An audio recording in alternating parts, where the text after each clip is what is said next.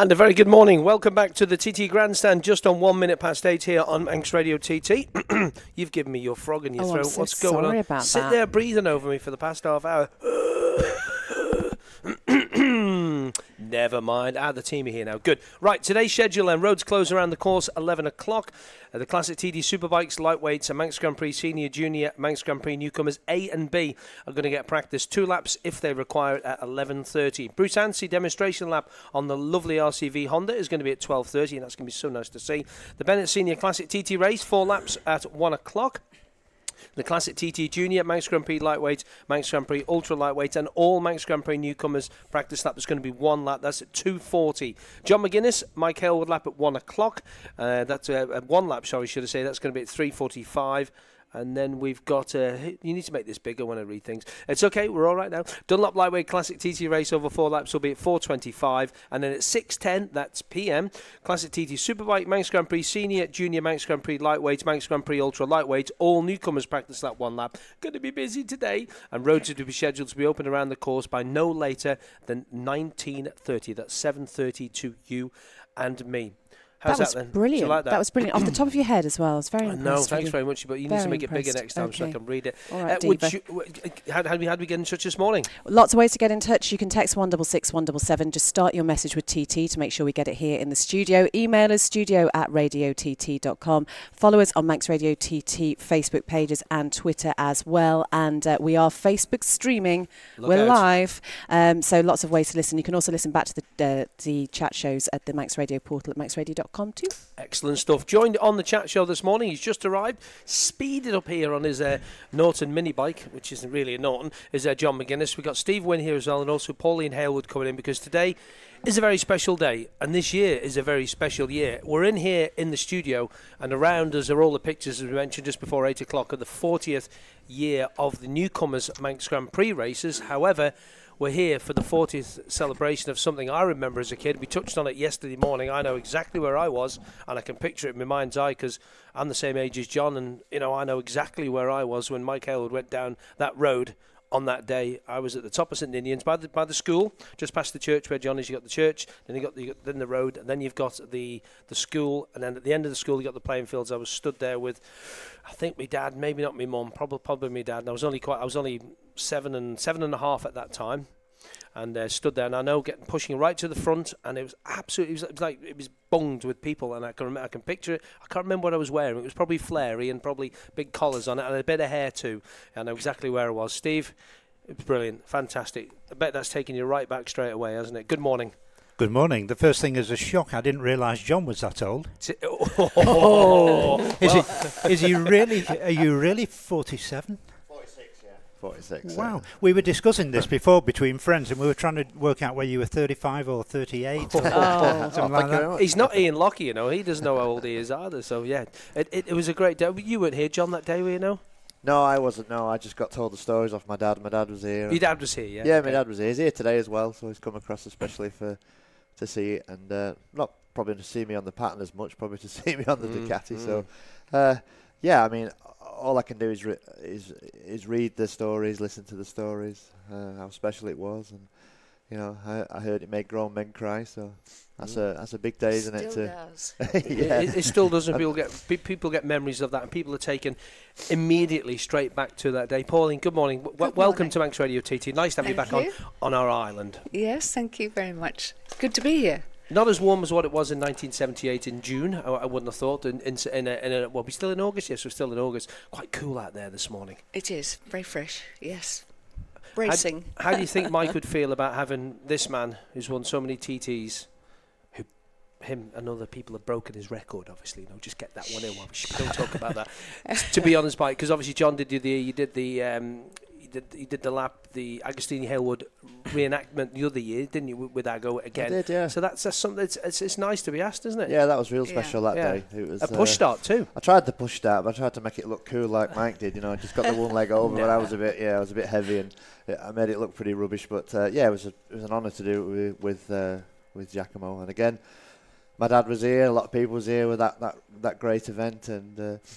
I think Mike said to Ago it was yours that day, wasn't he? I think he said yes, actually. Yeah, was it? God's birthday as well, and he went out on I think it was. on a bender. I think you're down right. I think you might be right. Yeah. But yeah, to get to do that and to get to do this one as well, I'm just. It's been a whirlwind last few months for me. You know, I've been getting myself back to fitness, and I got to sit on the bike yesterday and just get that feeling what it must have been like 40 years ago, and it's quite comfortable actually. You know, I thought it looked a bit. Some of the pictures was quite tall, wasn't it, Mike? And it looked a bit cramped, but it sort of just fits me nicely as well. So I think we moved the brake lever down about half an inch and the clutch lever down. And I'm ready to go now. So no pressure. No pressure at all, John. Steve, take us back to the morning of the race. I mean, how did it all start? Talk us through the early part of the day. That's quite difficult because it was 40 years ago, and at the time I had no perception of history, so I had no particular. I mean, we were over the moon that Mike was riding the bike, and we were very confident. And in the practice, he'd done some really good times, and he felt he could go much quicker if he wanted to. And so, you know, we were very confident at the time, and it was just a very casual, lots of fun. There was nothing sort of like the teams nowadays. If you watch the Grand Prix or the World Superbikes, there's 20 people to just run one bike. I came with one other mechanic, and we were running 5 bikes between the two of us. And the whole thing has changed so much. But I'd just like to say how flattered we are that John's riding the bike. And I have my 2 favourites. I live in New Zealand now, where Mike lived when he was riding for us. And I watch the TT on the TV every year, and I really love watching John. And my 2 favourite riders are John and Rossi because they're old. And I'm even more excited now I know how old he really is, because as an old person, it's nice to see old people doing stuff and beating young people. So that was really good. But on the day, we weren't a slightest bit nervous, and you know, we felt very confident, and Mike was very confident, as he always did, and off we went. Can you picture yourself up on the start line that long ago? Well, yeah, probably. You probably can. David joins us as well this morning. Excuse me, I'm going to have to get rid of this frog in the throat before the end of the day. Good morning, young man. Have you got your headphones on? Yes, you're all sorted? Yeah, I think so. You think so? Yeah, Alex is in control of the buttons over there. Good morning. Morning. All right? Sorry I'm late. It's all right. Listen, don't worry about it. If you're on the chat show, you have to be late, don't you, John? Wow. I was only a minute late. That's good for me. That is good for you. How about that, though, what Steve was just on about and John was saying? I mean, it's... to me, as not just doing this job, and you know, as being a bike fan as well, and bike fans all around the world, we've already got messages and all sorts of things coming up on our Facebook page. I mean, take for example, we'll have people from all over the world. I mean, when we do TT, we have messages coming in from all sorts of corners of the globe. We have people in the International Space Station listening to the commentary as well, and you know, just. Wow. Get messages in from Cape Canaveral, you know, they've got a launch. Just hang on a minute, John's just about to win another TT. People are interested in this place, and an event like this makes people interested in the Isle of Man. Just for a moment, just a little bit more. So, what are your thoughts on this morning? Yes, you, Dave. Me? Oh, well, I mean, I've only just walked in. I just walked past the tent there with the machines in, and I had to play Eeny, Meeny, Miny, Mo. It's hard to tell which one's which. You got to have a real close oh yeah, okay. That one, yeah. Yeah. But for those who don't know what he's on about, as you come up to the TT Grandstand and you park in the car park at the side, as you walk up the main track up, you've got obviously the beer tent on the left side, then you've got the hospitality, and there's a load of bikes all in there. So if you're coming up here today, you'll be able to have a good look around. And the interest in that has been fantastic, isn't it? Yeah, they've got the RC30 tent with the RC30 collection. They've got the Triumph tent with all the Triumphs in, and then we're just right in front of the VIP prime spot, perfect spot, so we can run straight from there straight into even better into the coffee bar. David has ridden his dad's bike quite a few times. Yes, he has. Yeah, so this is not the first time he's seen. He's ridden it loads of times. Yeah, it's still a pleasure to ride. In fact, the number of times he's ridden it, he's probably ridden it more times than his dad.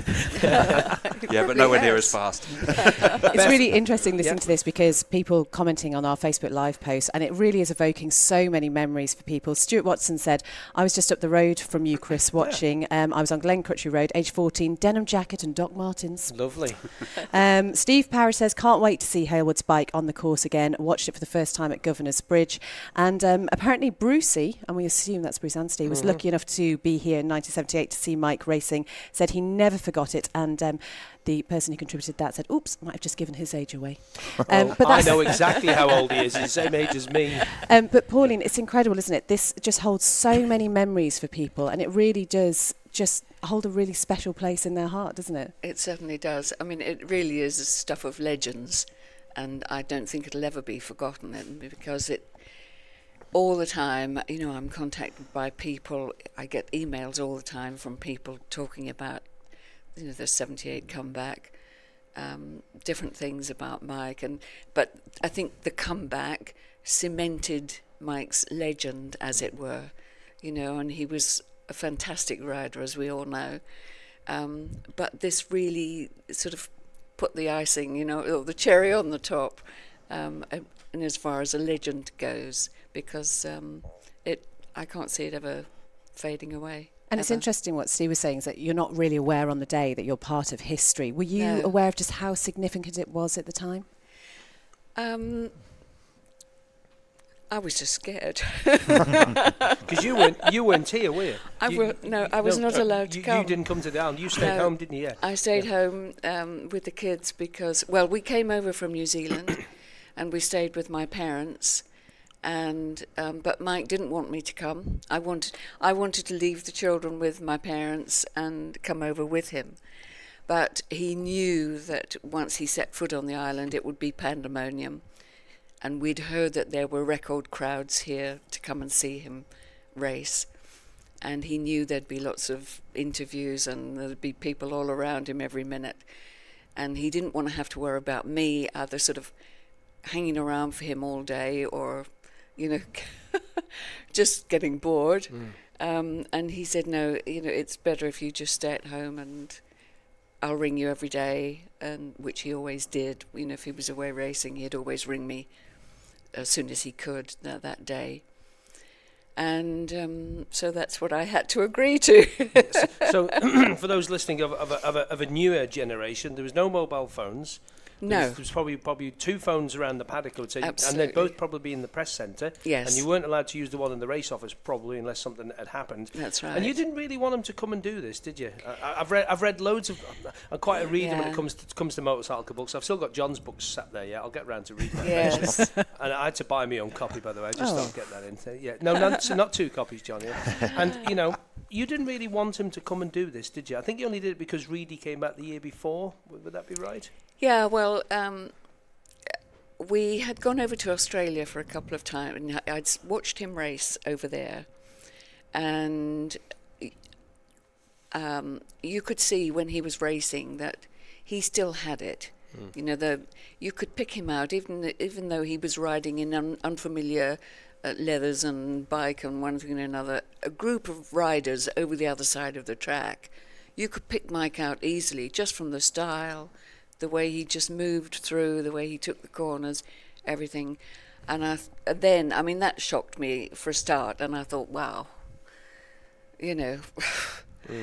And then when I heard that he was thinking about coming back to do this, he was, he said, oh, well, if Reedy can do it, I can do it.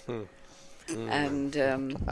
it was red rag to a bull, isn't it? Absolutely. Absolutely. And we had a little discussion about it, but I knew it was a waste of breath trying to talk him out of it. Once he'd made up his mind, that was it, really. Well, I can say something about the reasons why. And so I'd never met Mike, although I'd watched him race in my youth in probably the mid-60s up at the TT, and I'd seen him ride around. I never dreamed that he would end up riding a bike for me. And we'd done the 77 where Phil Reed made a somewhat unpopular comeback because Phil had denounced the TT as being too dangerous, which he really meant it weren't paying him enough. And when they paid him enough, all of a sudden it became very safe. And so he decided to come back in 77. And we were kind of cheated. We had Roger Nichols, which was our other rider, and we were kind of cheated out of a victory by the ACU and the Honda, who managed it so they shortened the race without telling anybody else, and only Honda knew. And we had a long pit stop even though we were in the lead at the time. So we felt, and everybody else felt, that we were badly cheated at the time. We should have won that one. And then we went to Silverstone, and Mike was there at Silverstone. I'd never met him. And off we went. And he came round, and he's a friend of Ron Winders and John Sear, who was working with me. And they were having a chat, and he just cocked his leg over the bike, and he said, oh, this is kind of old-fashioned bike that I'd like to ride. So I said, well, you can ride it next year's TT, just like a throwaway remark. And he said, go on then. Put his hand out. We shook hands. That was it. And he said, well, I don't really want to tell anybody I'm doing it, so I think we'll enter it under a pseudonym, and I'll ride under the name Edgar Jessup. Yes. And there was no, I mean, today everything's very professional. Everybody has managers. It's all about money and contracts and everything else. But that was done on a handshake, and there was no question of anybody paying anybody anything, and it was all in it for the fun of the sport, or the love of the sport. Love of the sport, as we yes, should say. absolutely. And I'm sure Johnny's an exception, but nowadays everything is very intense in terms of contracts and management and so on. So off he went to speak to the people at the ACU, and he had a chat with his friend Macaulay, and he came back and he said, they don't say I can't really enter it under a pseudonym. I'm going to have to do it myself. And there's an opportunity for us to, do something a little bit. And Ted said I should have a contract. So he said, you write a contract up, can say anything it likes, and I'll sign it. And we just wrote on a little A4 sheet of paper, Mike Hailwood agrees to write for Steve Wynn at Sports Motorcycles.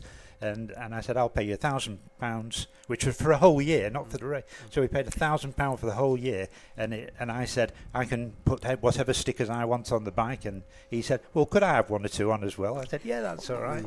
And that was the whole thing set up there and then. And it was all done on just a handshake. Yes, a gentleman's agreement. Okay. Well, let's talk about that more in just a moment. We're going to take a short break, but if you want to get in touch, 166 177, just start your message with TT. Email us, studio@manxradiott.com, or go to Manx Radio TT on Facebook and Twitter. We'll be back just after this.